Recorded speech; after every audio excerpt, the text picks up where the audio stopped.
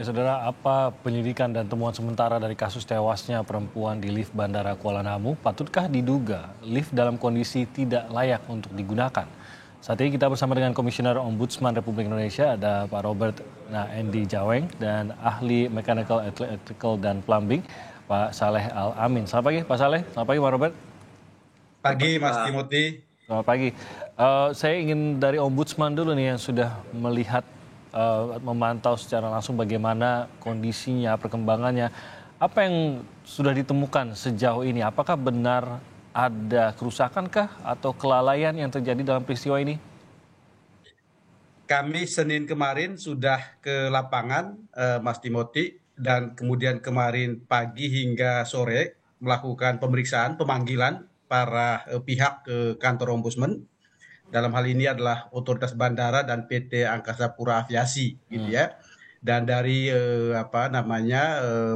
pemeriksaan itu memang belum ada satu kesimpulan konklusif, tetapi beberapa hal yang sudah bisa terlihat cukup jelas adalah bahwa memang pertama soal standar pelayanan, termasuk soal transparansi informasi, ya, petunjuk arah dan sebagainya itu memang masih jauh dari standar memadai lah, kira-kira seperti itu, Jadi sehingga maaf Bang Robert, transparansi informasinya termasuk yang pasca kejadiannya begitu ya kepada keluarga dan pasca setelah terjadi maupun sebelumnya, dalam artian oke. bahwa petunjuk arah untuk orang ngerti bahwa ini lift 2 pintu misalnya, dan kemudian panduan bagi seseorang ketika menggunakan lift yang ada itu seperti apa gitu ya. Termasuk juga soal fungsi dari tombol-tombol yang ada di dalam lift, tombol emergensi, apakah yang suara ataupun lonceng dan sebagainya, ini yang sudah kita lihat.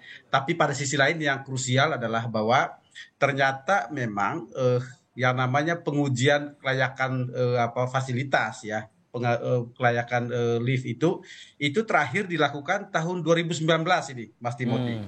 Nah, setelah itu tidak pernah dilakukan lagi kecuali perawatan saja. Nah, pengujian ini yang lama, ya, sudah 4 tahun terakhir itu memang tidak dilakukan lagi, dan konon setelah Undang-Undang Omnibus Cipta Kerja itu hilang gitu ya, ditindaklanjuti oleh Peraturan Menteri Perhubungan 36 tahun 2001. Jadi memang hal yang sangat krusial untuk menguji, apalagi soal sertifikasi kelayakan fungsi lift yang ada itu tidak dilakukan gitu. Akhirnya memang yang ada adalah perawatan rutin biasa gitu ya. Sehingga kalau kemudian misalnya tadi pertanyaan soal kenapa pintu lift itu bisa dibuka di lantai yang bukan peruntukannya, Ya, karena mestinya di lantai 3 itu yang dibuka, yang bisa dibuka adalah akses keluarnya, akses keluar sisi B, bukan sisi A yang berhadapan dengan tembok yang menjadi ruang bagi yang bersangkutan, korban atau almarhum, itu memang karena kelayakan fungsinya itu sudah tidak optimal lagi itu, Mas Timothy. Oke. Jadi hal seperti inilah yang kita akan terus dalami dan akan terus kembangkan Oke. kasusnya gitu ya, sehingga tahu nanti penyebabnya di mana. Apakah penyebabnya itu memang kelalaian pada tingkat manajerial gitu ya, artinya soal penetapan standar pelayanan sampai pada pengujian kelayakan fasilitas bandara, ataukah problem teknis saja dan sebagainya. Yang pasti buat Ombudsman gini, Mas Timothy, bisnis bandara itu bisnis yang sangat tinggi resikonya gitu ya. Ini Ya. bukan seperti bisnis biasa. Ya. Mestinya tingkat atau standar pengerjaan, pemeliharaan, perawatan, dan pengujian kelayakan Ya. fasilitas-fasilitas di bandara itu harus lebih tinggi dan lebih spesial dari tempat-tempat lain gitu. Ya, oke. Nah, ini berarti eh, belum bisa diketahui sebenarnya apa kesalahannya ada di mana. Apakah di kebijakan yang mengambil keputusan tidak ada pemeriksaan selain maintenance dan lain-lain. Dan mungkin perbedaan utamanya apa tuh, Pak Robert, antara maintenance dengan pengujian kembali. Kalau tadi kan maintenance berjalan terus nih. Ya, pengujian kelayakan fasilitas itu uji tuntas ya, Oke. termasuk segala keberfungsian, dan Itu kemudian tidak terjadi di maintenance. maintenance kan pemeliharaan saja. Ya, dia lebih untuk hal-hal teknis biasa gitu ya, hal-hal yang sifatnya operasional saja. Tapi kalau pengujian itu mulai dari bahkan kalau bicara sisi legalnya, mulai dari sisi keterpenuhan standar fasilitas yang ada, keamanan teknologinya, gitu ya. Semua itu akan diuji. Sementara kalau uji perawatan biasa, gitu, itu kan pekerjaan teknis yang Ya. lebih pada hal-hal yang sifatnya rutin operasional saja, gitu. Oke, dan apakah ini ada standarnya, Pak Robert, setiap berapa tahunkah dilakukan pengujian tersebut? Kalau kita melihat ya kembali bahwa keselamatan rakyat, keamanan fasilitas itu hukum tertinggi dalam pelayanan publik, apalagi ini di bandara, ya bandara itu adalah suatu bisnis yang punya risiko yang sangat tinggi ya. Sebenarnya ini paling tidak setahun atau 2 tahun lah itu paling lama ya itu Oke. dilakukan pengujian kelayakan fungsi dan kemudian sertifikasi juga harus selalu diberikan. Dan disinilah sebenarnya eh, tentu kalau urusan teknisnya adalah urusan dari PT Angkasa Pura Aviasi, tetapi otoritas bandara sebagai otoritas pengawasan itu juga harus perkuat intensitas pengawasan juga harus dioptimalkan gitu ya. Oke, saya ke Pak Saleh. Mungkin secara teknisnya begitu. Pertanyaan awamnya ini sederhananya Pak Saleh adalah itu celah apa? Mengapa ada celah sebesar itu di sebuah lift? Nah mungkin ini bisa Pak Saleh jelaskan dan kalau dikatakan bahwa oh itu biasa itu buat maintenance gitu. Tapi kok bisa terbuka pintunya? Mungkin ini dua pertanyaan utama publik awam melihat kok bisa dibuka. Bahkan kalau kita melihat lagi seperti dibuka dengan satu tangan bahkan bisa gitu. Ini kan seharusnya kita tahu, kita yang pernah naik lift tahu nggak mudah kok membuka pintu lift itu gitu. Apa yang analisa Anda yang mungkin terjadi di sini Pak Saleh? Iya, terima kasih Pak Timothy. Memang celah itu ada di setiap lift karena itu celah untuk maintenance. Itu celahnya antara 50, 60, itu malah ada yang lebih besar lagi. 50 60 cm ya? Iya, Oke. tetapi pada saat dia menyentuh lantai gedung, dia akan tertutup. Dia akan ada penutup di lantai itu dan passenger itu akan bisa keluar dari pintu itu dan tidak kena dari lubang itu. Jadi pada saat saya lihat dari CCTV itu pada saat si wanita ini di lantai yang dituju itu membuka pintu yang belakang. Ya. Belakang. Nah, itu kan ada standarnya itu berapa detik dia membuka dan dia akan menutup lagi dan akan mengeksekusi perintah selanjutnya. Mungkin ada yang mencet tombol yang lain di lantai-lantai berikutnya. Memanggil lift lah gitu ya. Ya, dia akan memerintahkan untuk membuka di lantai berikutnya. Dia menutup, pintu itu menutup sehingga lift akan berjalan ke arah lantai yang dituju. Lift itu berjalan, mesin kan akan berfungsi, akan berjalan mesinnya. Nah, pada saat itu seluruh pintu itu akan terkunci, tidak akan bisa. Nah, ini yang jadi masalah. Kenapa dia bisa terbuka? Ya. Karena kemungkinan besar ini penguncinya sudah tidak berfungsi, sehingga bisa dibuka dengan tangan kosong. Oke, jadi seharusnya pada saat tiba di bagian celah itu, kalau kita anggaplah lift berfungsi dengan baik gitu, seharusnya tidak mungkin dipaksa buka ya? Benar. Jadi pada saat dia belum mencapai lantai, itu tidak akan bisa terbuka pintu itu. Karena dia ada pengunci. Nah, ini perlu diselidiki juga. Penguncinya ini apakah berfungsi dengan baik ataukah tidak? Karena pengunci ini akan berhubungan dengan operasional lift.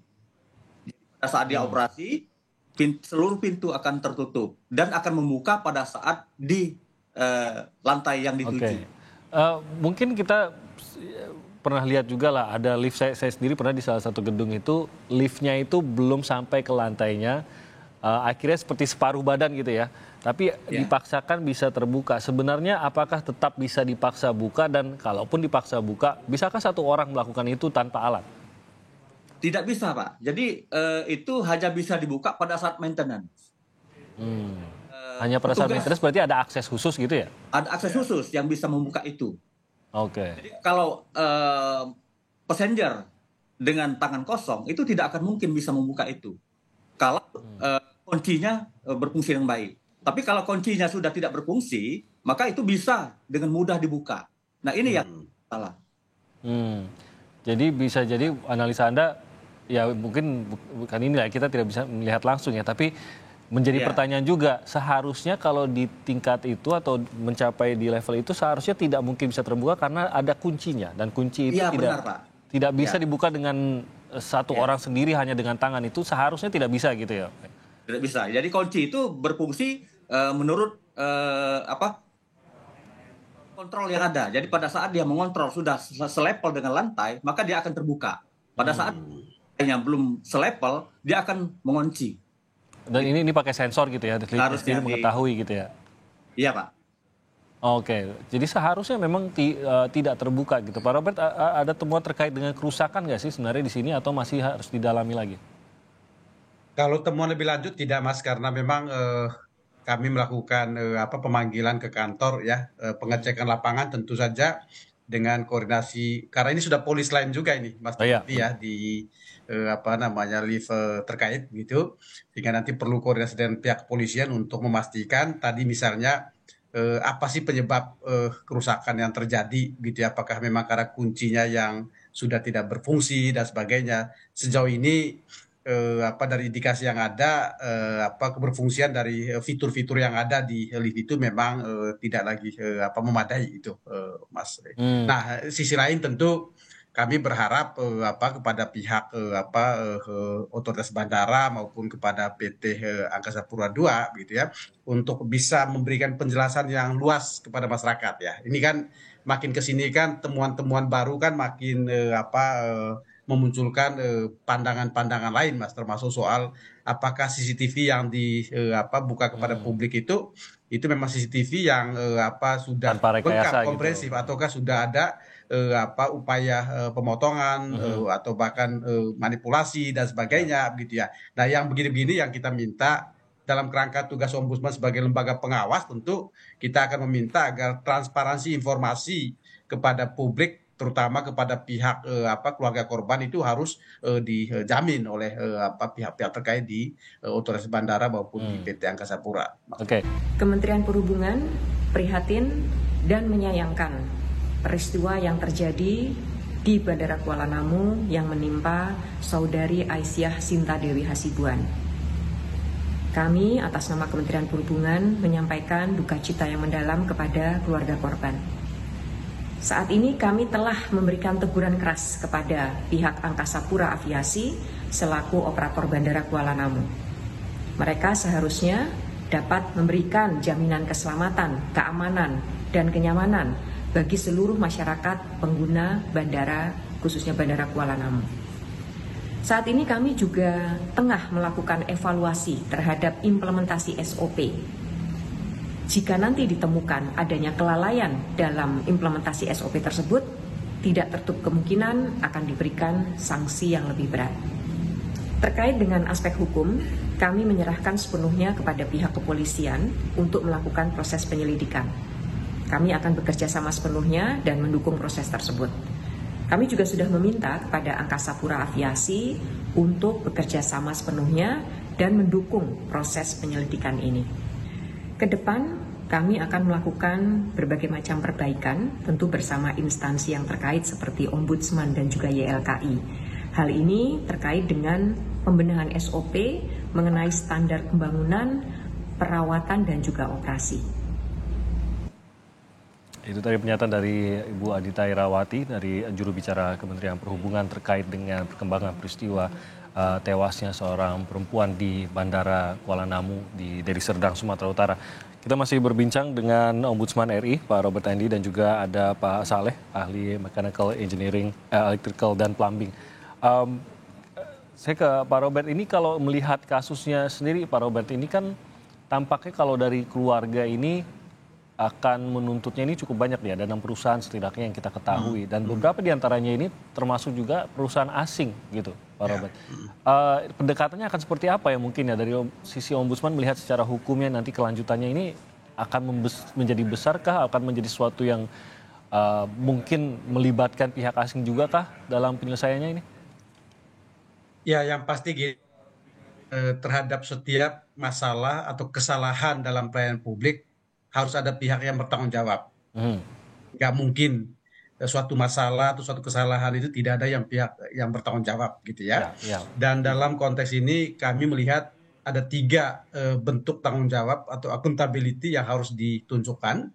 Pertama adalah accountability kinerja. Ini artinya soal perbaikan sisi manajerial hingga sisi teknis, termasuk tadi soal perbaikan dalam hal uji kelayakan fungsi fasilitas yang harus dilakukan paling tidak 2 tahun, bahkan kalau bisa setiap tahun sekali ya dilakukan uji kelayakan dan sertifikasi uji kelayakan yang itu terakhir dilakukan 2019 kemarin begitu. Termasuk soal perbaikan standar pelayanan yang ada ya, standar informasi dan sebagainya. Itu di sisi accountability kinerja.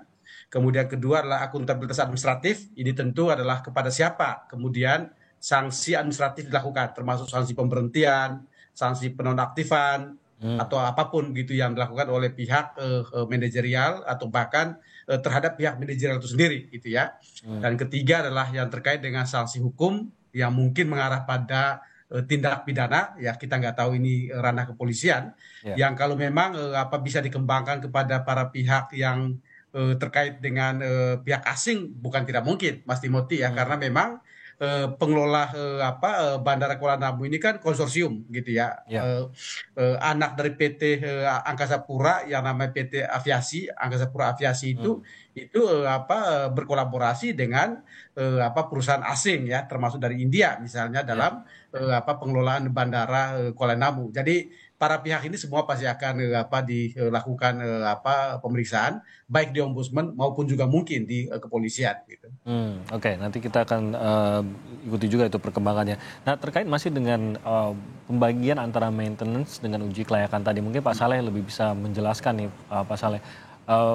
Maintenance tadi memang seperti menjaga, ini pemahaman awamnya begitu ya, kalau maintenance yang menjaga operasional agar setiap hari itu bisa berjalan dengan lancar. Tapi tampaknya ada yang berbeda di sini, ada sebuah uji kelayakan yang juga seharusnya dilakukan khususnya terhadap benda-benda mekanis yang rumit seperti lift, seperti khususnya di lokasi bandara seperti ini. Nah, apa sebenarnya maintenance ataupun uji-uji rutin yang dilakukan terhadap sebuah lift, dan apakah itu juga termasuk bukan hanya teknis agar bisa berjalan dengan lancar saja, tapi juga seperti yang tadi dikatakan ada mungkin rambu-rambu standar informasi yang seharusnya diberikan juga, dan apakah ini juga diuji juga pada saat masyarakat akan menggunakan sebuah peralatan khusus di sini, Pak Saleh. Terima kasih kepada Pak Timothy. Memang pada saat sebelum lift itu dioperasikan secara umum, itu diuji oleh Dinas Tenaga Kerja dan mereka mengeluarkan semacam surat kelayakan untuk pengoperasian lift tersebut yang telah diuji sebelumnya sesuai dengan standar yang berlaku. Seluruh standar itu diuji, kecepatannya, terus pengunci pintunya, terus yang lain-lainnya,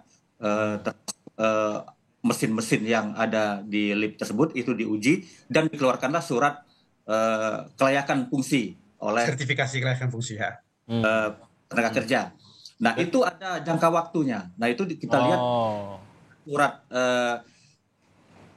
yang dari Disnaker itu berapa lama dia layak untuk dioperasikan, dan itu kapan dia harus diuji ulang.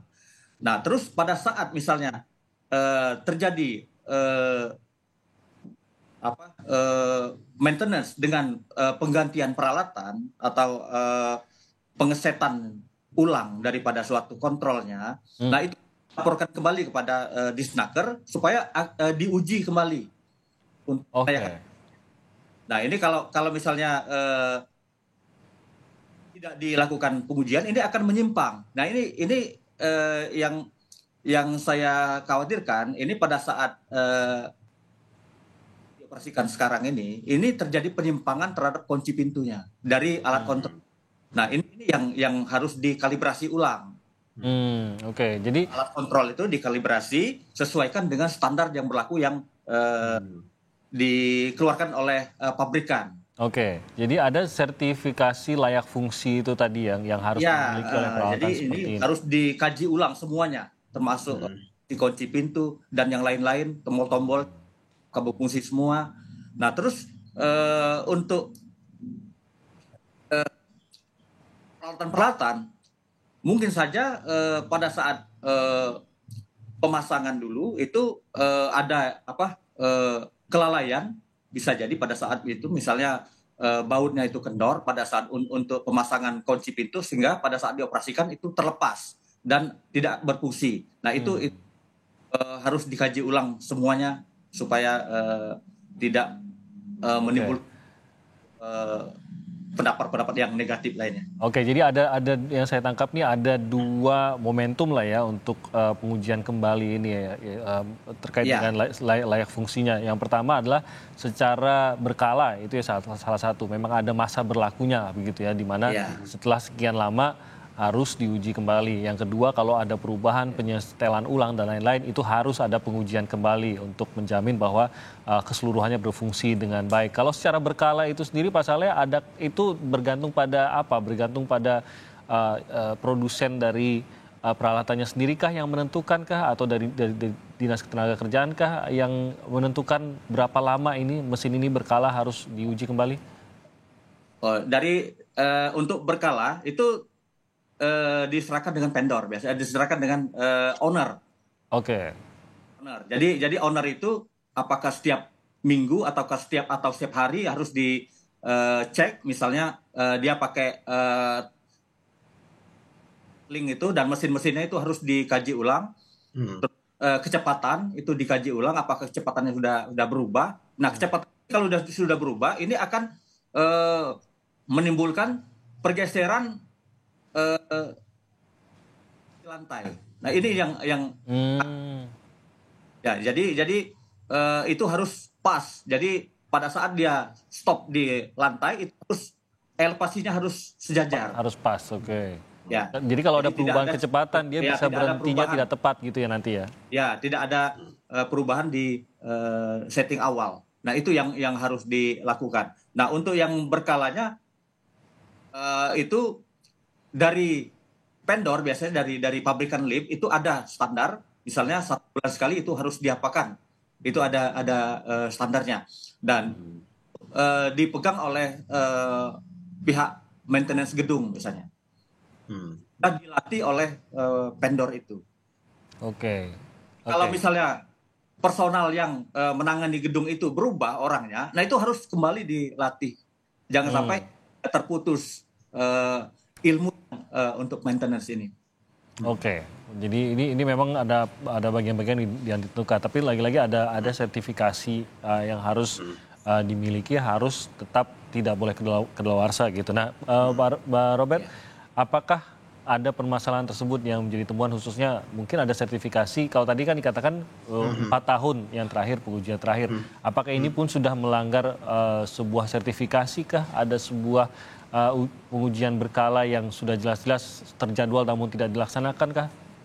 Ya, kalau soal pengujian kelayakan fungsi jelas sudah ada pelanggaran, Mas Timothy, karena ketentuannya adalah 2 tahun sekali. Pengujian terakhir itu tahun 2019. Nah, 2021 dan 2023 tidak dilakukan lagi. Itu yang jelas-jelas terlihat.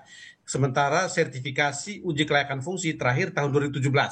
Gitu ya. Jadi ada jeda waktu yang sangat lama yang menurut SOP dan ketentuan peraturan perundang-undangan yang harus dilakukan, tapi itu tidak dilakukan, gitu ya. Nah, ini juga menjadi hal yang saya kira penting nanti untuk didalami. Kenapa ini tidak terjadi? Apakah benar memang karena kewenangan itu sudah tidak lagi? Karena menurut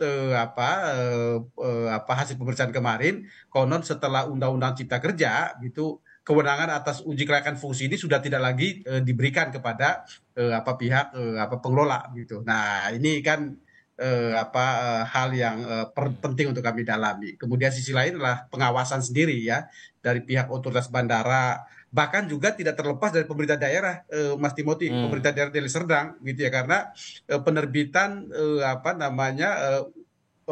izin operasi lift itu dari Pemda. Ya, izin operasi liftnya itu dari Pemda, dalam hal ini Dinas Tenaga Deli Serdang. Nah, sejauh mana kemudian pihak yang sudah memberikan perizinan itu juga harus melakukan fungsi pengawasan dan pengendalian. Jadi sebenarnya Tidak hanya sudah ada banyak pihak yang seharusnya mengawasi hal seperti ini gitu ya. Ada saling banyak mengingatkan berlapis-lapis. juga gitu ya. Iya, sistemnya berlapis-lapis Mas Timothy. Sistemnya berlapis-lapis, ada pengawasan dari pihak OTBAN, otoritas bandara atas manajemen atau pengelola operator bandara ya. Ya. Dalam hal ini PT atau PT aviasi itu. Kemudian ada juga pengawasan dari pihak pemerintah. Dalam hal ini pemerintah daerah Deli Serdang atas izin yang sudah mereka berikan terhadap operasi lift yang ada gitu.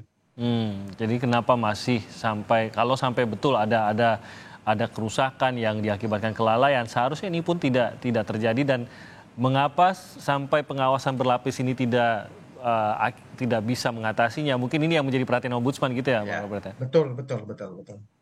Oke, nah kita masih ingin mendalami lagi sebenarnya apakah benar ada kerusakan dan lain-lain. Nah, kalau dari Ombudsman sendiri melihat penanganan pasca kejadiannya seperti apa, Bang Robert? Kita tahu bahwa bahkan pihak bandara sempat mendatangi keluarga korban, memberikan sebuah dana santunan yang kita dapat informasinya 5 juta. Artinya apa, itu untuk apa, tampaknya belum sepenuhnya jelas karena tidak ada permintaan maaf juga. Kalau keluarga mengatakan gitu ya, tidak ada permintaan maaf juga dari bandara pada saat itu, dari pihak pengelola bandara gitu. Penanganan pasca kejadiannya sendiri dari Ombudsman melihatnya seperti apa?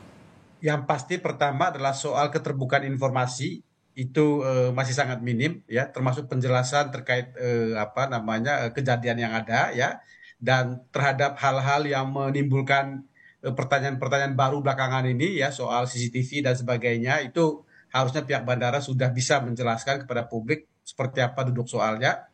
Kemudian kedua adalah terhadap keluarga korban. Memang kita tahu sudah didatangi membawa uang kurang lebih 5 juta, yaitu mungkin uang layat kali ya Mas Timothy ya. Yang pasti ini bukan ganti rugi, pasti tidak seperti itu ya. Ganti rugi itu tidak bisa dilakukan oleh pihak bandara tanpa ada otoritas yang memutuskan. Dalam hal ini apakah di sisi pidana misalnya nanti oleh aparat penegak hukum, ataukah di sisi administrasi oleh ombudsman gitu ya. Jadi yang pasti duit itu bukan duit ganti rugi ya, itu duit bagian dari perhatian saja ya, mungkin uang layat terhadap uang duka lah ya terhadap korban gitu.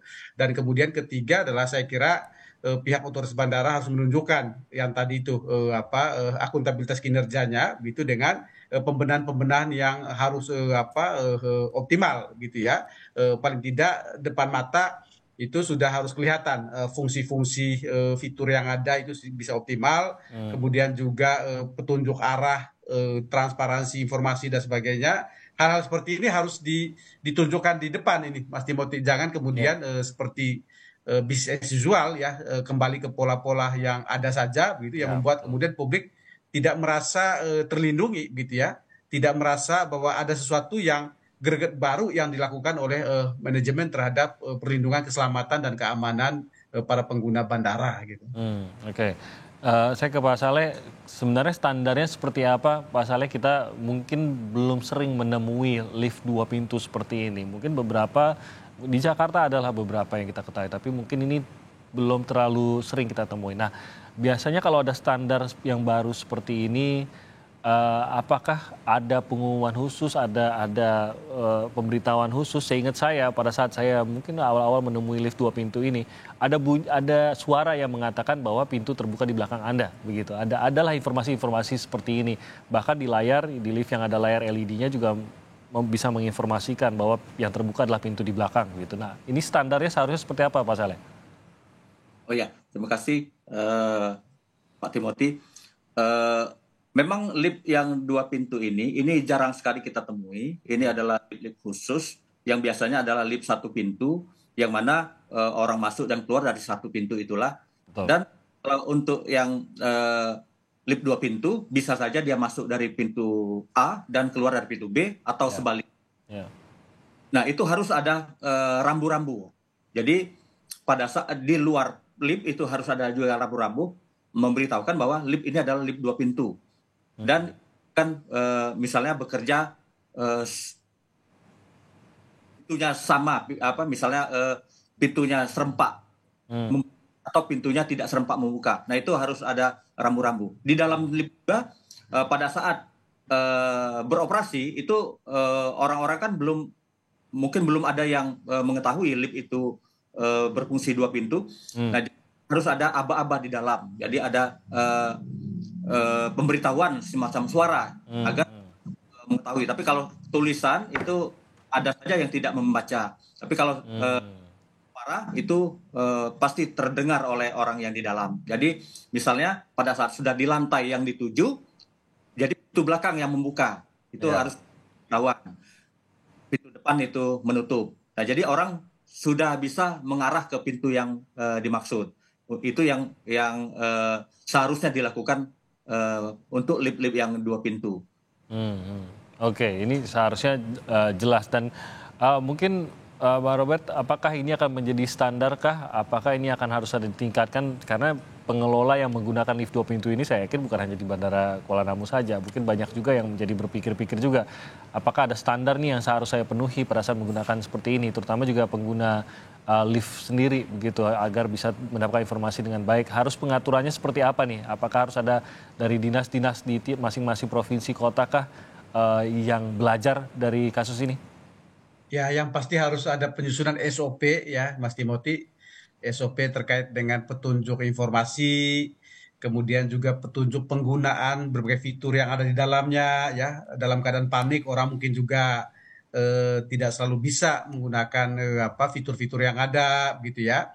Dan bahkan saya berpikir Mas Timothy ini memang cara manual gitu ya untuk lift yang 2 pintu seperti ini karena ini tidak familiar bagi semua orang. Mungkin ya pihak bandara bisa menugaskan petugas tertentu ya yang akan menemani ketika ada pengguna ya yang bisa saja dia tidak mengerti fungsi-fungsi yang ada di dalamnya gitu. Itu dalam situasi yang khusus saya kira perlu ya pihak bandara menugaskan 1 orang. Kan di perkantoran-perkantoran biasa itu kita selalu melihat ada petugas yang menemani kita ke atas. Mungkin tidak semua situasi ya, tapi jika dilihat ada orang tua atau ada orang yang mungkin bisa ya ditengarai tidak terlalu familiar dengan hal-hal itu ya perlu ditemani oleh petugas khusus gitu. Jadi banyaklah yang harus dibenahi ke depan. Yang pasti bahwa terhadap apa yang sudah terjadi ini harus jadi pembelajaran ya bagi pihak otoritas bandara maupun juga bagi pengelola, bagi para manajemen di sana maupun juga bandara-bandara lain, Mas Timothy. Ya, semoga ini ada perbaikan dan menjadi standar yang lebih menjamin keselamatan pengguna lift, baik itu di bandara maupun di fasilitas umum lainnya. Terima kasih banyak atas waktunya, Bang Robert Edi dari Ombudsman RI, dan juga Pak Saleh, terima kasih banyak atas waktunya bersama kami di Sapa Indonesia Pagi hari ini. Salam sehat untuk Pak Saleh dan juga Bang Robert.